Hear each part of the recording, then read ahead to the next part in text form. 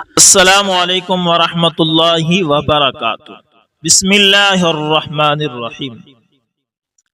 دوستو، آج ہم آپ کو جتیندر کمار کے قبول اسلام کی سچی کہانی سنائیں گے۔ آئیے سنتے ہیں یہ بابرکت انٹرویو۔ سوال: آپ اپنا خاندانی تعارف کرائیں۔ جواب: میرا نام جتیندر کمار تھا۔ میں لکھنؤ کے قریب یوپی کے ہردوائی ضلع کے ایک گاؤں میں 22 سال پہلے پیدا ہوا۔ میرے والد کسان تھے۔ ابتدائی تعلیم اسکول میں ہوئی، ہائی اسکول کیا، پھر انٹر مکمل کرنے سے پہلے تعلیم چھوڑ دی۔ میرے بھائی بہن اور بڑا خاندان ہے۔ سوال: اپنے قبول اسلام کا واقعہ ذرا تفصیل سے سنائیں۔ جواب: ہمارے قصبہ اور علاقہ میں مسلمان ہیں، مگر نام کے اور بدعتی اکثر ہیں۔ لیکن کچھ مسجدوں میں تبلیغ کا کام ہوتا ہے۔ وہاں مسجد میں جب نماز ہوتی تو صبح اور رات کو امام صاحب زور زور سے قرآن مجید پڑھتے تھے۔ میں ایک روز مسجد کے پاس سے گزر رہا تھا تو مجھے قرآن کی آواز آئی۔ آواز اتنی اچھی تھی کہ میں دروازے کے باہر کھڑا ہو گیا۔ دیر تک سنتا رہا۔ صبح کو گھر سے جب اپنے گھر کی طرف جاتا تھا تو صبح کو امام صاحب لمبی نماز پڑھاتے۔ قرآن کی آواز میرے دل کو بہت چھوتی تھی۔ کئی بار میری آنکھوں سے آنسو بہتے تھے۔ میرے دل میں اندر سے کوئی کہتا تھا کہ یہ کس قدر سچا کلام ہے جو دل پر اتنا اثر کرتا ہے۔ بغیر سمجھے اس کا جب اتنا اثر ہے تو یہ مسلمان جب سمجھتے ہوں گے تو ان پر کیا حال ہوتا ہوگا۔ ہماری مسجد میں جماعت والے گشت کرتے تھے۔ میں نے ایک حافظ صاحب کو گشت میں روکا اور کہا کہ حافظ صاحب، جماعت کا کام تو بہت پرانا ہے، یہ تو حضرت محمد صاحب صلی اللہ علیہ وسلم کے زمانے سے ہے۔ کیا حضرت محمد صاحب منہ دیکھ کر بلاتے تھے اور اسلام کی بات بتاتے تھے کہ مسلمانوں کو دعوت دیتے ہو اور عیسائیوں اور ہندوؤں کو، یا وہاں یہودی ہوتے ان کو نہ دیتے ہوں؟ ہمارے مسلمان ساتھی تو یہ کہتے ہیں کہ اس وقت شروع میں تو کوئی مسلمان تھا ہی نہیں، تو حضرت محمد صاحب تو عیسائیوں اور یہودیوں کو ہی دعوت دیتے ہوں گے۔ آپ ہندوؤں کو کیوں مسجد کی طرف نہیں بلاتے اور انہیں اسلام کے بارے میں کیوں نہیں بتاتے؟ میں روزانہ قرآن سنتا ہوں تو محبت میں پاگل سا ہو جاتا ہوں، بغیر جانے اور سمجھے۔ جب اس میں اتنا اثر ہے اور اتنا مزہ آتا ہے تو سمجھ کر مجھے کتنا مزہ آئے گا۔ وہ بولے، ابھی اصل میں مسلمان ہی بگڑے ہوئے ہیں، ہم پہلے ان کو تو سنوار لیں۔ ہمارے بڑوں کی طرف سے اجازت نہیں ہے۔ ہاں، ہندوستان کے باہر جماعت والے مسلمانوں کے علاوہ سب کو بھی دعوت دیتے ہیں۔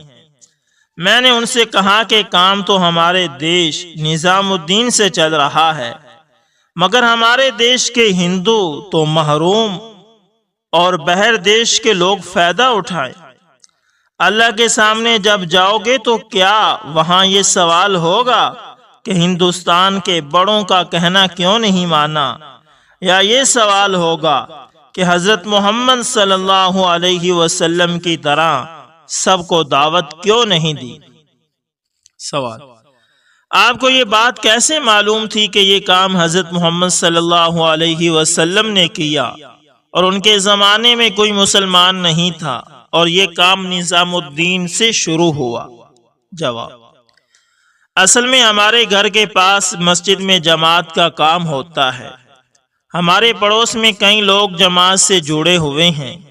سب سے زیادہ میرا اسکول کا ایک ساتھی ہے صدام، وہ جماعت میں لگ گیا ہے۔ اس نے داڑھی بھی رکھ لی ہے۔ اس سے میری بہت پکی دوستی ہے۔ اس سے میں ہر وقت اسلام اور جماعت کے بارے میں پوچھتا رہتا ہوں۔ جب اسے کوئی بات نہ آتی تو حافظ جی سے ملواتا تھا۔ سوال: کیا وہ آپ کے سب سوالوں کا جواب دے دیتے تھے؟ جواب: وہ سب سوالوں کا جواب نہیں دے پاتے تھے، بلکہ ان کے جواب سے میرے دل میں اور سوال کھڑے ہوتے تھے۔ میں نے ایک بار صدام کو گشت کرتے ہوئے پکڑ لیا۔ لکھنؤ سے جماعت آئی ہوئی تھی، امیر صاحب بھی گشت میں تھے۔ میں نے ان سے کہا، آپ لوگ صورت دیکھ کر صرف مسلمانوں کو کیوں دعوت دیتے ہو؟ یہ بات ہزاروں ہندو بھائیوں کو کیوں نہیں بتاتے ہو؟ امیر صاحب نے جواب میں کہا کہ ابھی مسلمان ہی بہت بگڑے ہوئے ہیں، پہلے ہم ان کو سنوار دیں۔ میں نے کہا کہ جب اللہ کے سامنے مرنے کے بعد کھڑا ہونا پڑے گا تو ہم اللہ سے کہہ دیں گے، مالک، یا تو آپ ہمیں اپنے محبوب نبی کے زمانے میں پیدا کرتے، نہیں تو پھر آپ ہمارے ساتھیوں کو پکڑیں۔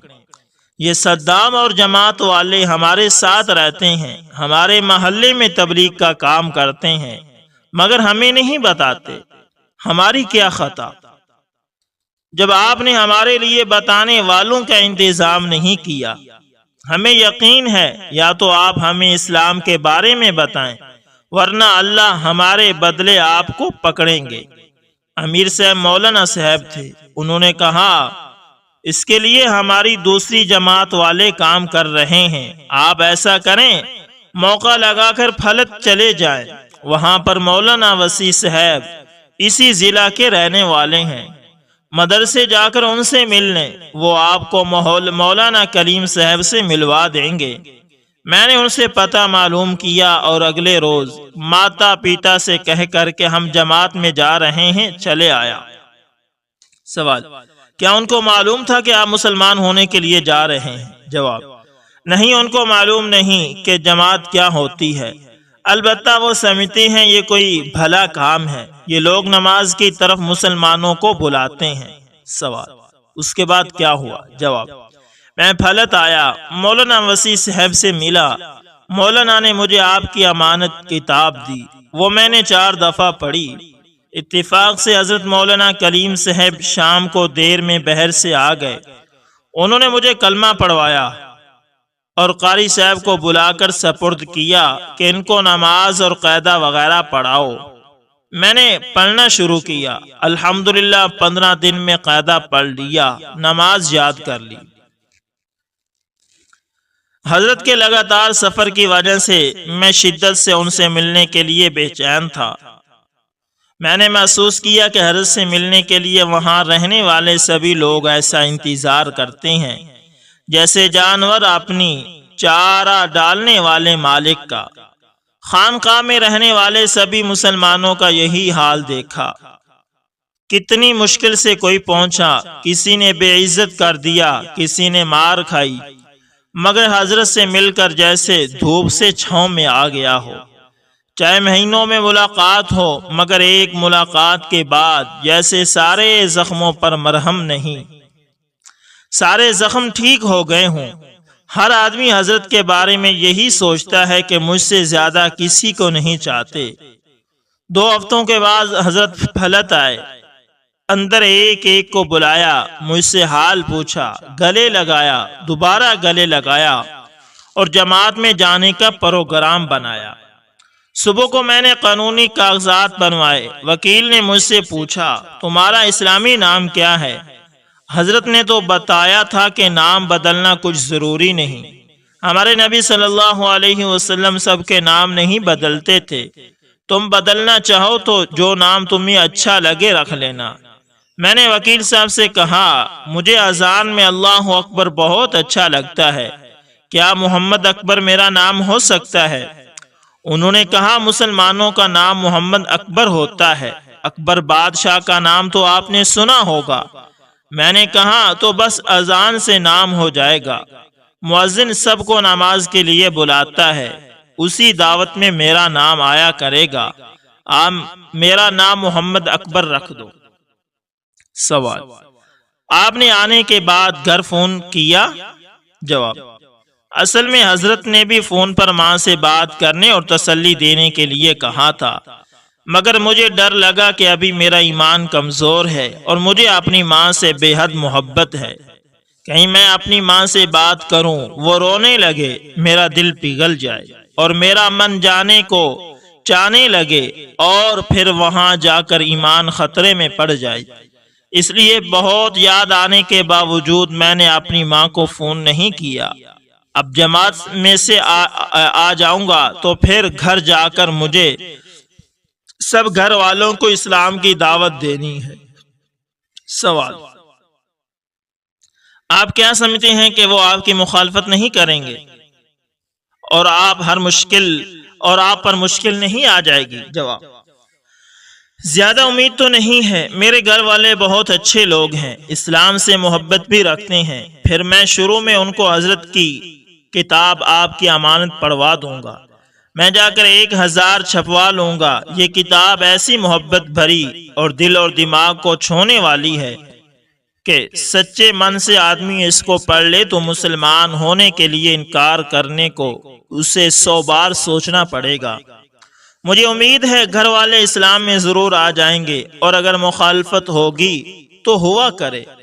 ہمارے قاری صاحب نے ہمیں صحابہ کے قصے سنائے، میں نے فضائل اعمال ہندی میں پڑھی ہے۔ جب ہمارے صحابہ نے قربانیاں دی ہیں تو ہم بھی دیں گے۔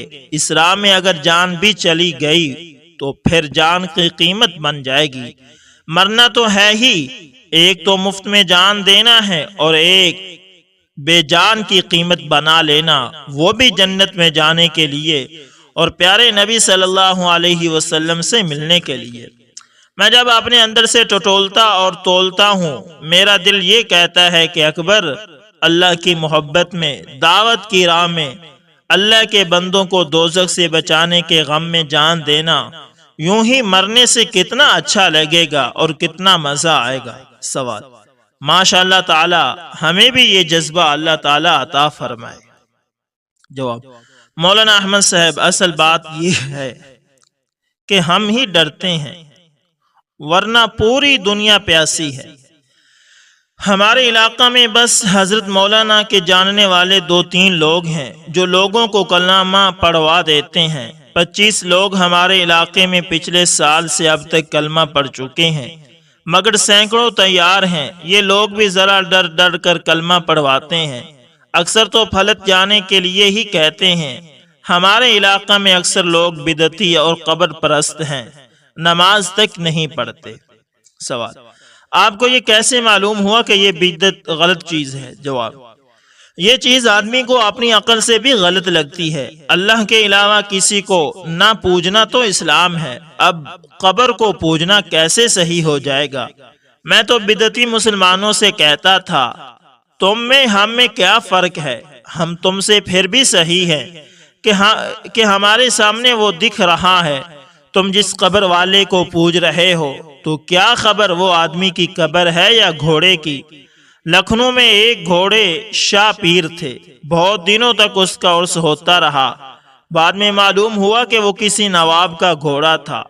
یہ تو میں ان سے کہتا ہوں تم سے ہم صحیح ہیں، مگر ظاہر ہے مورتی پوجا کس طرح صحیح ہو سکتی ہے؟ جس کو ہم نے ہاتھوں سے بنایا تو ہم بنانے والے ہوئے، وہ خود ہماری پوجا کرے، بنانے والے کی پوجا کی جاتی ہے۔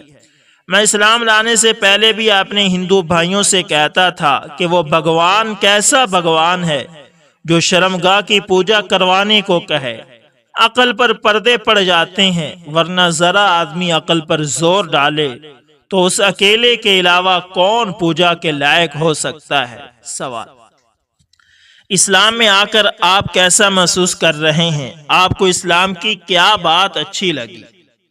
جواب: اسلام کی کون سی ایسی بات ہے جو اچھی نہ لگے؟ ہمارے نبی صلی اللہ علیہ وسلم کی تو چھوٹی سے چھوٹی سنت بھی ایسی نہیں کہ آدمی اس پر غور کر لے اور صرف اسی کو دیکھ کر مسلمان نہ ہو جائے۔